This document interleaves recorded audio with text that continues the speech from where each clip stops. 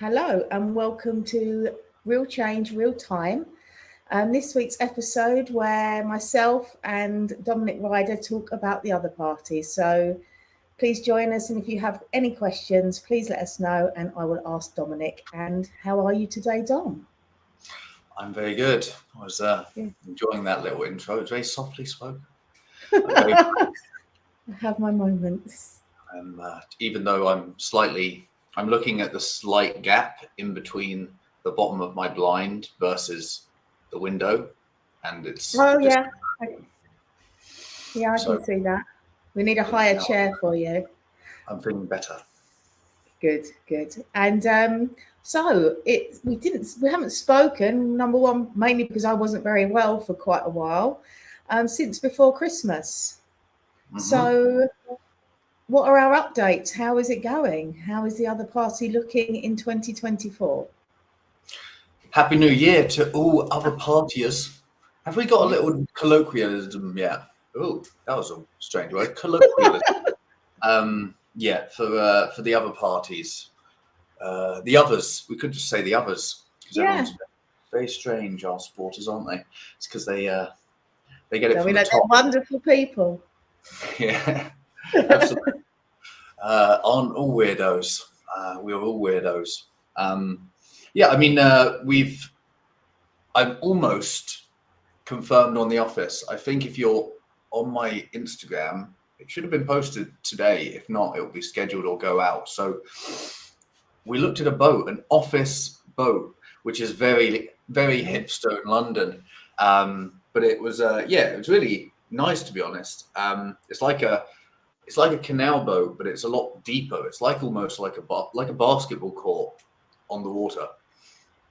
A little bit thinner. That's giving it a bit too much justice. But I reckon you could line up like 20 people, 10 on each side. Make sure it's balanced. We don't want to go over. Oh yeah, definitely. Or we could run backwards and forwards and just see how many people we can make throw up. That sounds like good fun. So yeah, trying to get the HQ sorted, and we're going to really start ramping up after that. It's, I live 45 minutes outside of London, so for some people they'll think that's literally like, what's the difference? But in the UK, that's actually quite far, especially with the state of public transport in the UK. Don't go on about strikes. I need to hold myself back. So once we get that up and running, the main plan of action is to start attending protests, because there are ones every other day in London. Parliament Square is always full, always rammed. I met with John Rees, who is head of the Stop the War Foundation, and he invited me along to a couple of events, the first of which I believe is in the next couple of weeks. We've one podcast that had to rearrange just due to unexpected circumstances has come back, and we've got a date in the diary for that, and that one is very large in terms of audience, following both. Well, I always wonder, like, does it count, even though it is TV in that it's video, does it count as TV unless it's not on the television? Because it is a show, isn't it? But it's definitely a TV show. It's an online TV show, and I'm really excited about you going on it. We can't say what it is yet, but it should be out within a week or two. But yeah, I'd call it a TV show. Yeah, and you're going to be on TV, Dan. I know, I'm going to be on TV. It's going to be great. Thank you, Kira. We're both looking good. Oh, there you go. Snap. But yeah, really excited for that. That will really show us to a huge audience, especially away from crypto. I mean, the watchers will generally be, it's sort of counterculture. So I guess there'll be some overlap, but not too much. But traditionally, can't even say Web 2 because it's not a crypto channel, but it is a channel that cares deeply about revolutionizing the world and righting wrongs, both, society, politically, and the whole thing. Yeah, truth of the matter. Yeah, well, the whole everything needs change, and it's about where do we start, and I think what you've created is a brilliant starting point. So again, I think it's that the potential, and now to get the word spread, I think we've really got to kind of start hitting it hard about getting people to share what you've created and how it can make the difference. So for anyone that's listening, please share this and please tell other people about it. And there will be events that we've discussed, and there'll be a lot more going on throughout the year. So we look like we've got offices in London, which will be a canal boat, a houseboat, which will be tick. That's brilliant. So we'll have a base, and so once we're in that base, Dom, what's the next step? What are you looking at? So obviously going to the protest is amazing. I love a protest, so I'll be joining you. So where do we go from there? What's it looking like to you? What in your big brain have you envisioned? I think the first place that I want to go to is university blockchain societies. So essentially, it's like a club for people who enjoy crypto, enjoy blockchain at their university. Funnily enough, that is what a university crypto society is. So I believe that, typically the same sort of culture of, libertarian, freedom-loving people will generally be able to have a good network effect in bringing this to other areas. So going in via that crypto element should help us to sort of, feed into the more political and the more activism angles throughout each and every university. If you are watching and you know of, or you attended a university or still do attend a university where there is a blockchain society or crypto club, please do let us know. More than happy to visit, no matter where it is in the UK, or if it is in a different country, then I will be doing a lot of conferences. That's another thing that we're trying to sort. We got an episode as well with Kevin Owocki for Green Pill, which is like huge crypto podcast that like Vitalik watches. Vitalik's been on it. So that will be really, really big. We're just sorting out and ironing out some dates for that. I've applied for ETH Denver to speak there as well. Hopefully they'll say yes. So yeah, it's all go. It's just, ramping up now that we've finally got to the new year, and, it's just that down period. And, because of the nature of the project, we could only start marketing it once and talking about it once everything was live, and it had to be fairly stum then. So we're starting to get further and further, into the process, and, slowly and then all at once in terms of like attention. Everybody cares only after everyone else cares. It's like any sort of new theme, activity, any new innovation, people don't necessarily recognize it straight away. But then if it's new, it's innovative, then there's a very good chance that eventually they all do. And that's the curve that we're looking at. It should be, tough to get that initial traction, but it should snowball, and there should be really good momentum. After it will only get easier the bigger that we push the snowball. Yeah, it's just getting people to hear about it. I think protests and universities, and I really think away from crypto as well is really, really important, because we are a small pond, and there's a lot of other people out there. So I think again that's probably where the protests will come in, and really make a difference, because you're going to connect with if you're on a protest, you're passionate and you want change, and because you're getting off your arse and doing something about it. So they're going to be the people that once you connect and they hear the message, then I think they're the ones that will really spread the word. But I do have our first question, and it is: when will the results of the party registration be available approximately? So the time period is 6 to 7 weeks, and that's for both resubmission and submission. So officially, the upload date is slightly different. I can quickly type into my emails here to get the exact date that they confirmed the resubmission. Yeah, thank you to Danny for that question. That was 7th of December. So that's 24 days plus 9. So we're getting to week 4/5. So it should be within the next 2 weeks. Touch wood.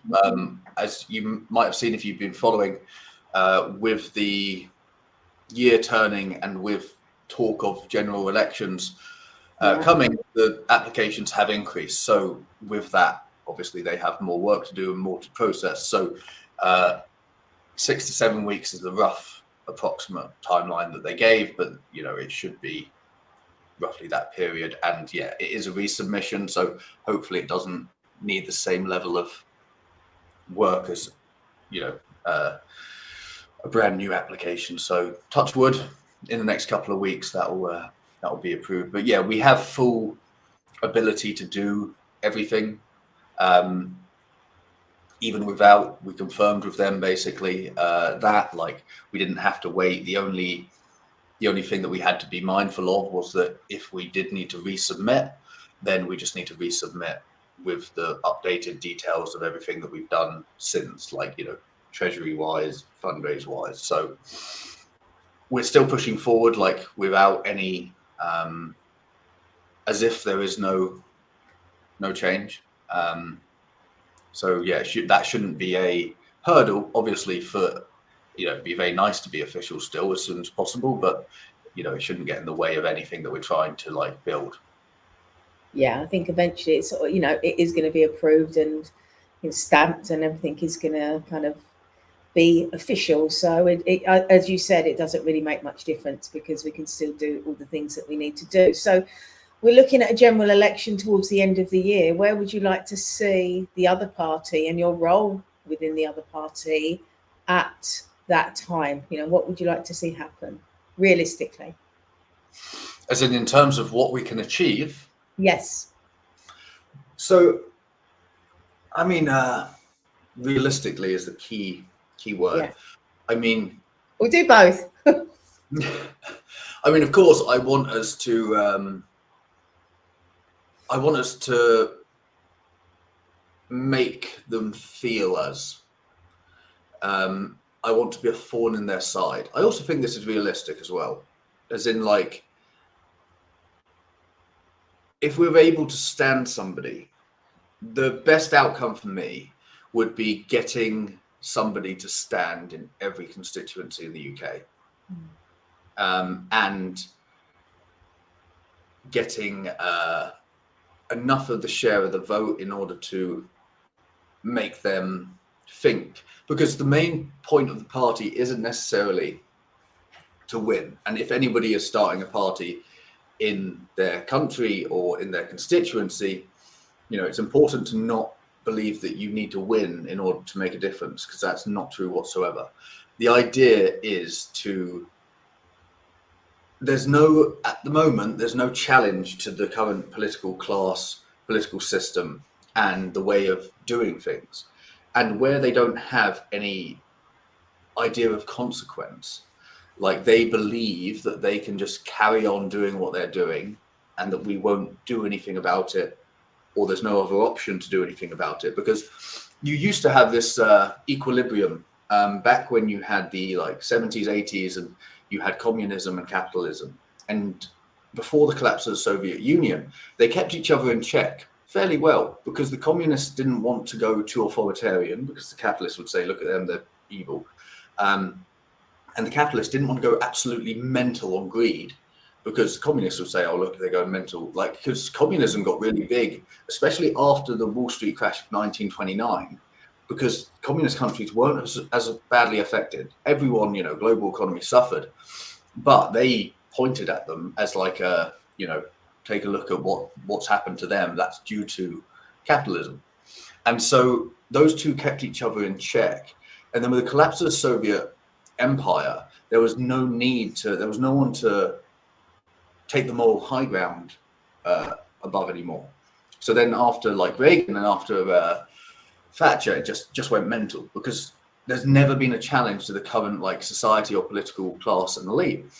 And any one that has been snuffed out fairly quickly, which might be me, but hopefully not.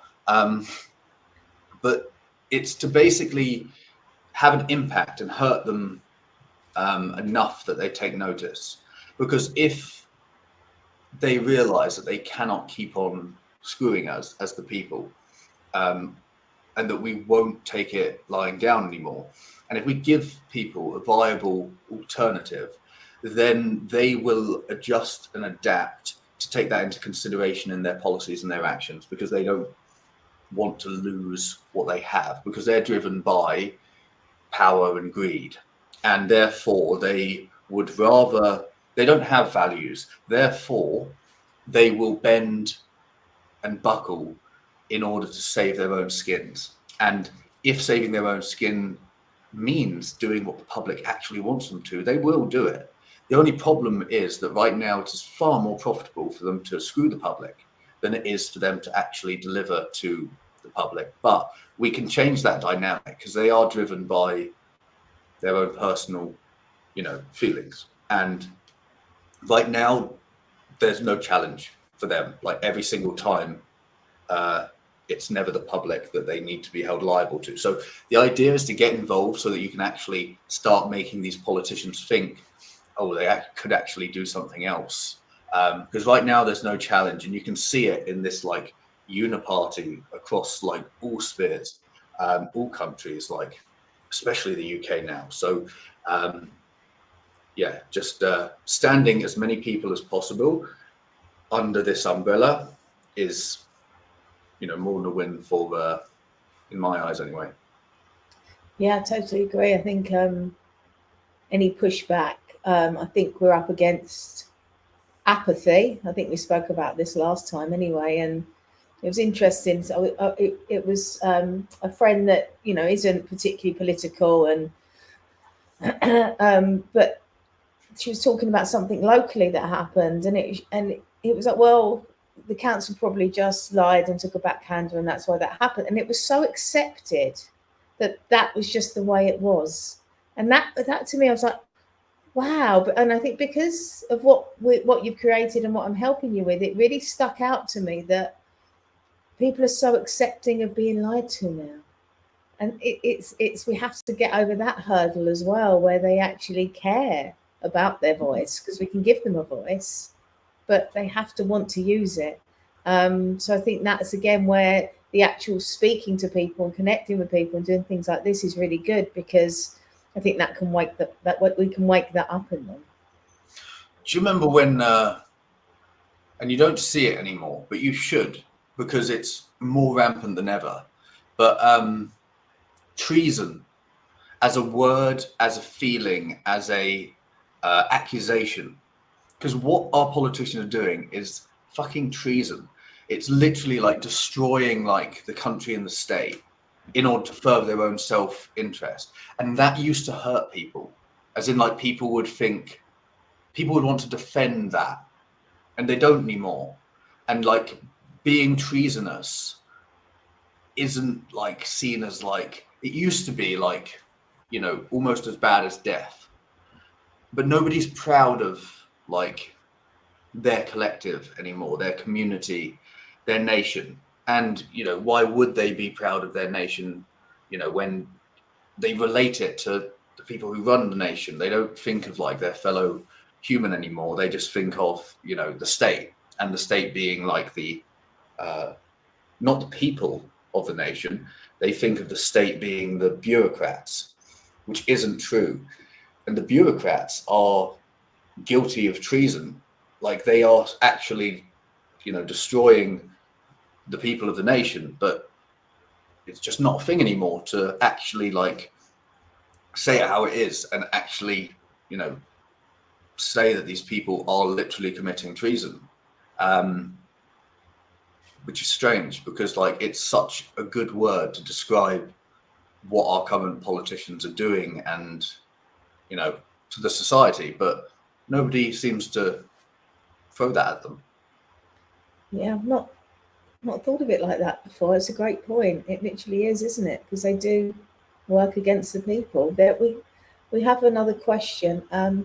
What do you think about the external influence on internal politicians? If you fix the problem within your country, what's the guarantee that elites will not do everything they can to kill these ideas? I don't think there is any real guarantees. They will try, but it's like the war on drugs. It doesn't work.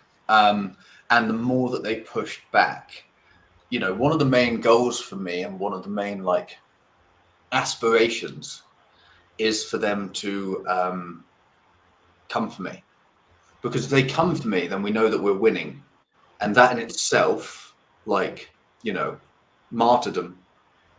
Wow, there we go.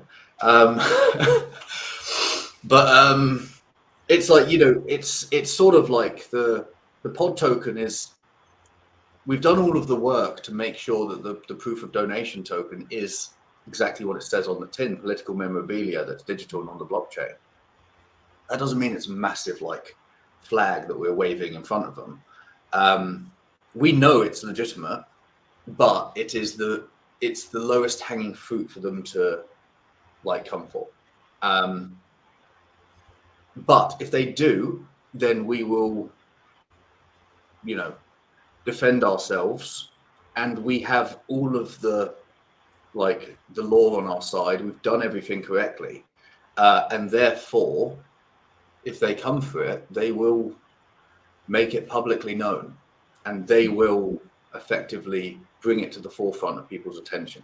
I don't think it's necessarily something to be scared of, because if they come for us, then we're winning, and our cause is just, and therefore, what can they do, really? Like, what can they come for? I wouldn't have got into this if there were any skeletons in my is it basement or cupboard? Skeletons in your closet. In your closet? That's the one. Yeah. Yeah, you know, if there were any two decaying corpses in my closet, there's a couple of maybe bones showing, but you know, nothing enough for me to be worried. And therefore, you know, I know that what we're doing is like, how can you paint direct democracy as bad?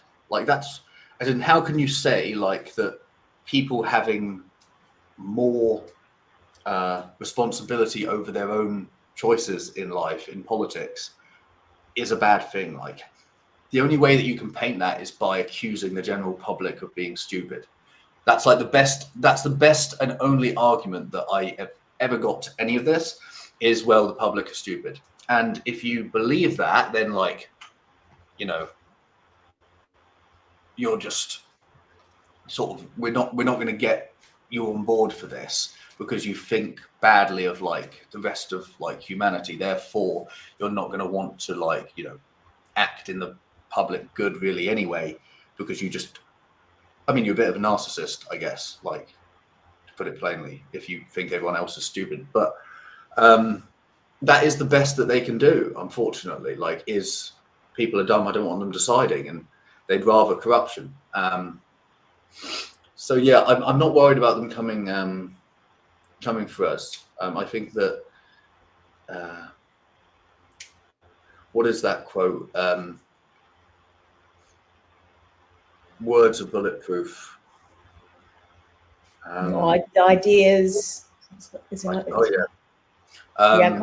Ideas are bulletproof. A man can be shot, a man can be killed, but ideas are bulletproof. Yeah, something like that. That'll do. Yeah, it's very interesting. Thank you for that question. I think it's Lapka.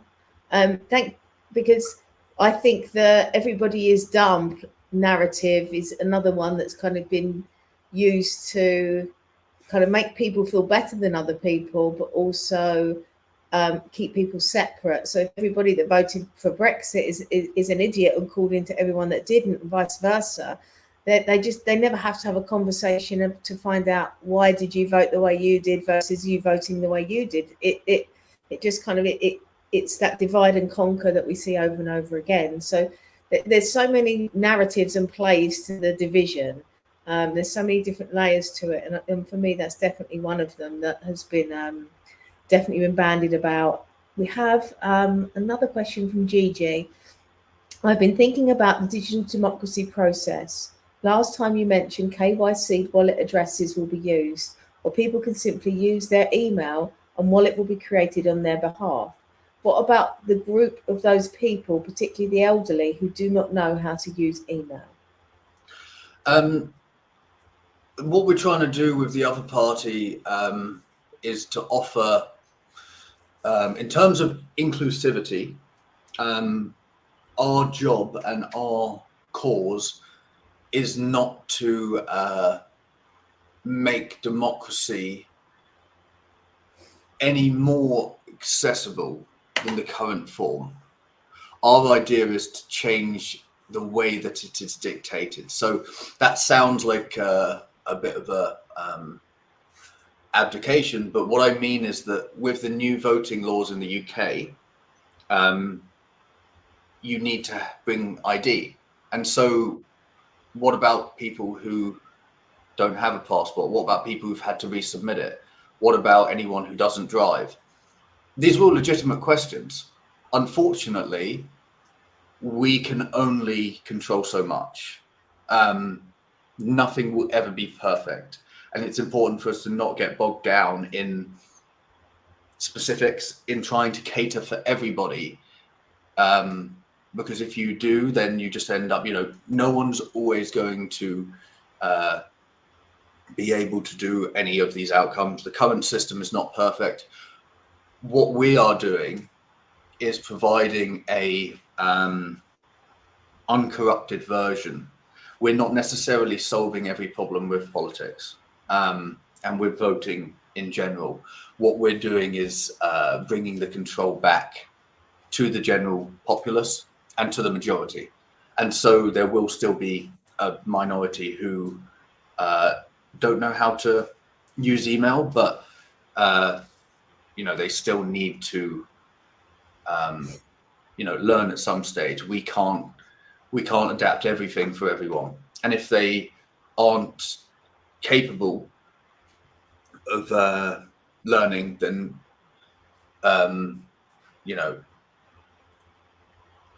we can't just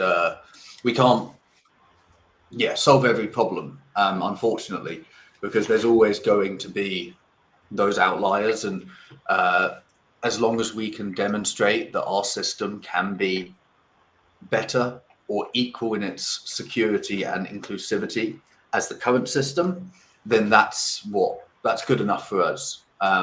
Obviously, we're going to try and make it as many people as possible, as much as possible. But right now, our opposition and our comparison has to be against the current system. And so the current system isn't perfect, and we're going to be better than that. And then once we are better than that, then we're going to try and make ourselves better. Yeah, I think there's answers that we don't even know yet. There's going to be ways of doing things that we're not aware of.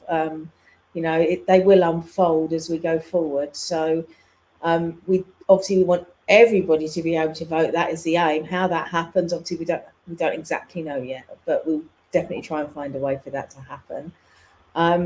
There's another question that I got earlier on Telegram. I'm not in politics much, so I'd be interested in how the process goes, what the plans are to go from an interested entity to listing, to get mandates to being elected. What is the planned road that is there for us? I'm not sure. Are they talking about like the process of becoming an official political party, like registration? I think so. Yeah, that's how I kind of thought of it. It's how to become a party, how do we then mandate, which I think is quite interesting from what I've seen from what you've said around how that process works differently with the other party. Yeah, so in terms of the process, so we submitted our original application, filled out the forms like to the best of our ability, as much as, you know, none of us have ever filled out a political party form before. So they came back with some changes, which was completely fine and expected. And then we resubmitted within a couple of days, and now we're waiting for that to come back. In order to register, we just had to provide like a small payment up front, and we had to register a few individuals as like officers, like nominating officer, like treasury / like finance officer. And then it's just the process of getting them to take a look through. They do like background checks on you, like normal like criminal stuff basically, which I will pass, believe it or not. And yeah, we're just waiting for the Electoral Commission basically. So they are quite impartial / like, you know, there's a few nutters that get through, like, so we're not anything crazy, like in terms of what we're trying to do. Like, I think there's been people who stood, like, wasn't there a guy called like Mr. Buckethead or something that was Lord Buckethead. Lord Buckethead, apologies. I need to get a title. That's just so yeah, like the UK like political scene does have a few, like, you know, odd bits. So we're not going to be like, oh my god, crypto. You know, there are rules on crypto if in the official like guidance, which is just treat it as you would any other political donation. So it is specified, and we're not doing anything mental. In terms of like mandate and the manifesto, aka like, you know, political manifesto rather than like a white paper, we are going to basically allow the electorate to build their own. So facilitate people, you know, in the same way that we're advocating for a direct democracy to allow people to vote, you know, on policies as and when they are put forward. We are using the exact same like technique / system in order to basically allow people to propose policies to go into the political manifesto, and then above a certain consensus. So let's say that we put forward on the manifesto, what's a really obvious, like cats. I don't know why I went for cats. Like, I don't even know what can I say about cats. How about let's move on. Maybe not cats. Maybe that you know, cats hate dogs. How about that? Like, cats should hate dogs. And that passes with 90% consensus. So that becomes national policy because everyone agrees that cats should hate dogs and dogs should hate cats. And so where it's got such a high like pass rate, that will become policy proposal for, you know, the whole country. Where there's lines in the sand, for example, if you look at like, we had Brexit and it covered the whole UK, but 72 or 70% of like Scotland, for example, voted Remain. So they were pretty annoyed, but obviously there's a lot less people in Scotland and therefore their 70% didn't matter.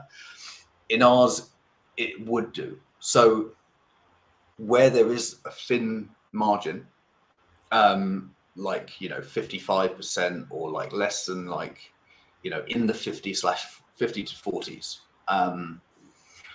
then it will be up to the constituency whether they adopt it. So they'll have a further vote. So if cats versus dogs gets only 55% and Surrey wants to vote and they say, should we have it that dogs hate cats? And if they vote no, then they don't need to adopt that national level policy. They can just have a constituency, their own separate one. So it will depend on like overall majorities as to what can be challenged, because, you know, again, everyone loves decentralization until it stops working for them or until they have to actually like get off their arse and do something. And so we're not trying to be perfect. We're not trying to create a completely decentralized country, because we can't. Like, it's impossible. I would love it to be possible, but it's completely unrealistic, and you have to accept some level of centralization.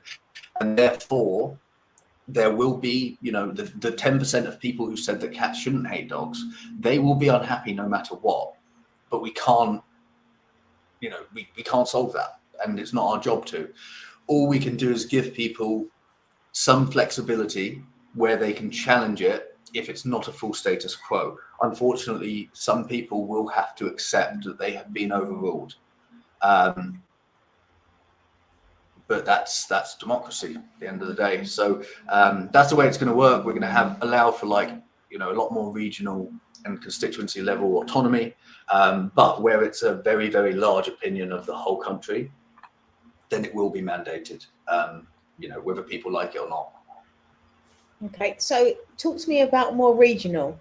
So the MP for Southend becomes the other party MP. What happens locally at that level? How do you envision that? So the main thing that we're looking to do, and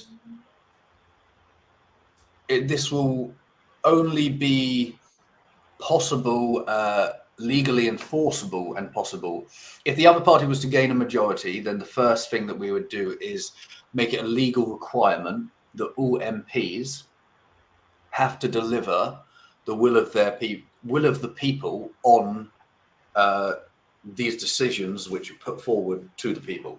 So rather than having to trust, let's say that a county, let's say that Surrey voted, I think Surrey voted to remain, but Jeremy Hunt, our MP, voted for Brexit. So therefore, in that situation, politicians there shouldn't be a party line. Like, they shouldn't be thinking ideology. They should be thinking, what do the electorate want? And that's what I do. It seems common sense, but it's not the way that it is now. Effectively, the politician becomes just an instrument of the people, like they have always should have been, a public servant, there to actually put forward the will of the electorate, which is crazy, I know, but we can make that. If we get a majority in Parliament, then we can mandate that and make it a law. In the likely case that we don't get a majority, because we're challenging the whole global norm for centuries, then if the other party gets elected to a single seat, then I would be very, very, everyone would give them, they would never get re-elected if they went against, we would still have the whole process, as in, people would still vote, we'd still have inside of it, and we'd prove it as a case study of why it works and why it's better. The only difference is that the actual MP wouldn't have that legal obligation, because he can't pass it. I'm sure that we could do something like that. They do something contractual, but again, you can't pass laws unless that's what the government does, and you can't get that majority through. So therefore, they will still, we would still have it where they're supposed to deliver the will of the people, just we can't legally enforce them without a majority. But I'm pretty sure that if the other party got into Southend and the MP started just doing whatever he wanted against the will of the people, he probably wouldn't get in again. So I don't know if that explains the more technical bits. Yeah. And kind of going more of a historical question, have politicians always worked against the people and we're just become aware of it, or is it a recent phenomenon? I think it would depend on who you ask, really. I think that we have become more aware of it with for example, if you look at the First World War and the Americans entering it after the sinking of the Lusitania, which was a passenger ship sent from America to Belfast maybe, or to the UK anyway, and the German Navy actually put adverts into the New York papers saying, "Do not get on this ocean liner. It's sailing directly through our U-boat patrols, and it is likely that we will torpedo it." And literally, they paid for adverts to tell people not to take this ship because it was probably going to get torpedoed because it was sailing directly into where they were operating. And then, funnily enough, it gets torpedoed, and America enters the war soon after. But like back then, there was no social media. There was no one to challenge that. It was just the U-boat took out this passenger ship, and everyone's angry now. Second World War, tons of warnings about Pearl Harbor, like prior to the attacks, and again, seemingly allowed it to happen. These sort of false flags. The Bay of Tonkin incident, which didn't even happen, like literally proved to be false, was the precursor for Vietnam. Like, and all of this stuff, you know, has been going on for like centuries. It's just that we have become more aware of it. So the level of like organization and like the internationality, the global like reach of like these, you know, powers, or there's been individual examples. It's just that it's a very like, it's like a global order now, you know, ran by the US, extending over like Europe. And they just seem to be like, yeah, just outright just lying about everything and thinking that people don't know, or, you know, maybe they've just thinking people don't care. But then a lot of people still don't know, actually. I always forget that a lot of people actually believe like what's on the news still, which is mad, but yeah, it's true. Yeah, I think that more people are waking up though. And there was even, I haven't watched it yet, but there was this post office scandal, and I've heard a few people in the last couple of days speaking about how that happened and how corrupt it was, and it's quite interesting because, you know, that again, it was government run at that time. It was the government, and I think even those little things where people can begin to just see something like that can make them hopefully begin to question the whole system, because it is rigged against us as ordinary people. And I think if you see that and then it affects you, and it affects, clearly it'll affect our, you know, our children and our children's children even more if it carries on. So there is a point where we have to say no more. So I When's think, that coming is the question. Because it seems like the apathy. It's like at some point you'd think that people actually say, yeah, fair enough, this is it, but seemingly that's like just pushed all the boundaries of logic. how many people do we need to, have you worked anything out in terms of numbers? Like, if we have this many people voting for the other party in this place, that's where we need to go, because that's where we can get in a foot in the door. But in this place, maybe it doesn't look very likely. That's going to be a bigger hill to climb. Have we kind of got any focus? No, but funnily enough, my is it second cousin, where your parents are cousins? Is that second cousin or a cousin once removed? I always forget which one it is. But Just do second cousin. so he does a lot of political betting. Every election he cleans up. He is quite the expert, and so he is my ace in the hole for that. To be asking him, as in like every single time he like works out the likelihoods of like what seats are flipping and everything going like that. So I'm going to use his political gambling knowledge to our benefit. I mean, the idea is that, like I say, we want to just reach as many people as possible. We don't want to be like where the Republicans don't even bother going to California because it will never be. It's equally important that we reach every single constituency. And if we can stand someone in every part, we want everyone to know that there is this alternative. Because if the people know that they can govern themselves and they know that they can do so safely, then there's no reason they won't support it, because we don't need to win to have an impact. We just need to challenge. So we will be able to, give ourselves, that edge where we are efficient. But yeah, we won't be ignoring anywhere, but we can certainly, be more targeted and play the game somewhat.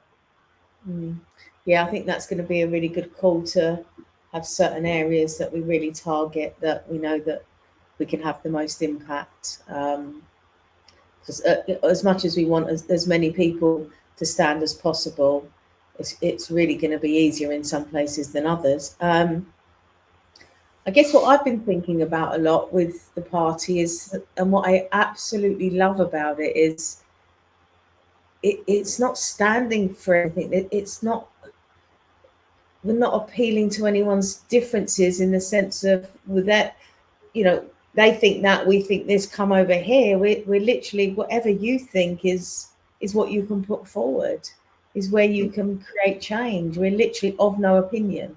We personally both have our opinions, but they don't really matter, because in this system, they can either be heard and people will agree, or they won't. And I really love that we're really in a new paradigm here of politics, where we're going beyond opinion. And I think if people can really begin to understand that, that's going to be quite a powerful message as well. That's what I like about as well, when going back to the question about, like, they'll try and stop this, or what if they come for it, or they come for me. I don't matter. That's the great part of this. Like, just because I registered the party, and just because I founded it, I'm just one person voting on the platform. Like, I'm not saying follow me, I'm going to be the Prime Minister. Like, I'm just saying vote on the platform that I'm building. But my voice, like what I stand for personally, ideologically, means nothing compared to anyone else. Like, my opinions on anything have no more relevance than anybody else's, because of the whole fact that it is a direct democracy.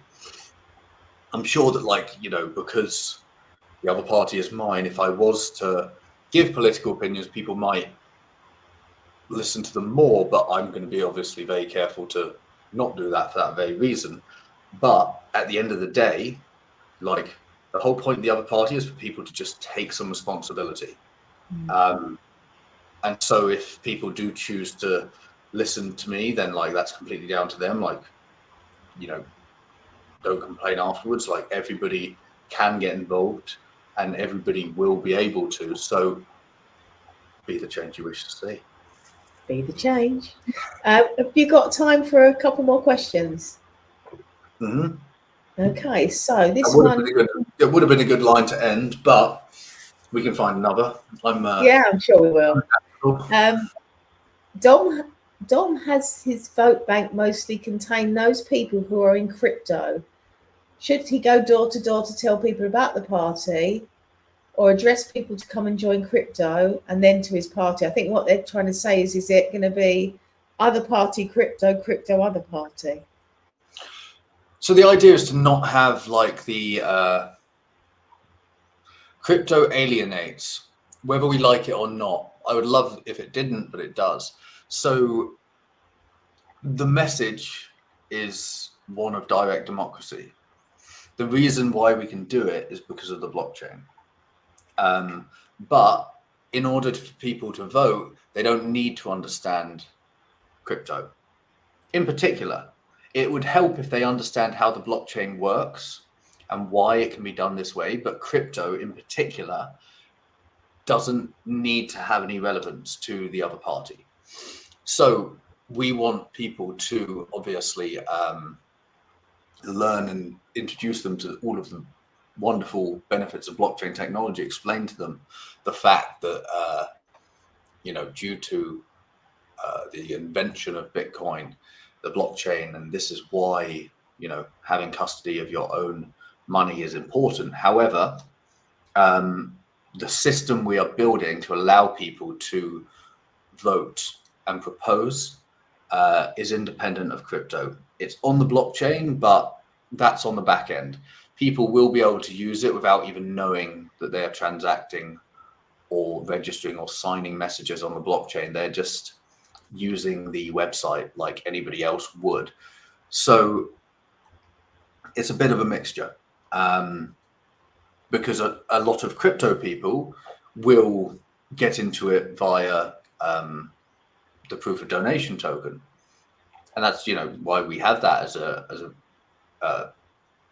like a mechanism and a memorabilia, is that political memorabilia is a thing. It's exactly what's sold on other political parties' websites, and we can have ours as a liquid tradable token, and so that can bring people in from sort of crypto, and bring that relatability in that tokenization of a real world asset technically.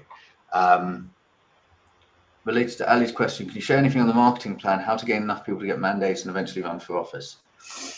So yeah, in terms of marketing plan for the other party, we weren't able to push too hard before launch because obviously we still had to register. Because of the nature of the project, there were no private investors. Like, it was all just self-funded up until the token went live. And so then we had Christmas, then we had the New Year, but we've got some really big podcasts booked, and we've got the recording dates now. They'll be recording next week, I think.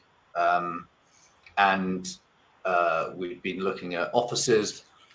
We've made an offer on one to start renting that out. I had a missed call earlier that I need to make about that and call back. But the plan is to really start pushing harder on the outreach, and try and get that snowball going. Because we just need to get a bit of momentum, and then it should keep on rolling. To be honest, because everybody loves everything that the other party and the pod token represents. However,